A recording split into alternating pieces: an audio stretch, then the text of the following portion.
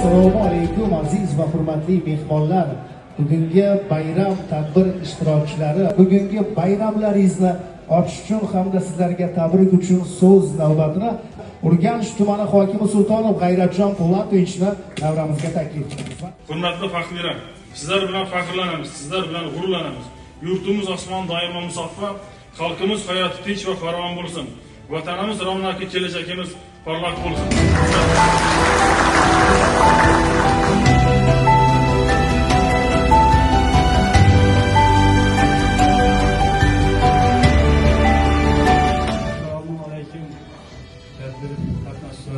Barchangizni Sovet qo'shinlarini Afg'oniston hududidan olib chiqilganini 37 yil munosabati bilan chelakdan tabriklayman.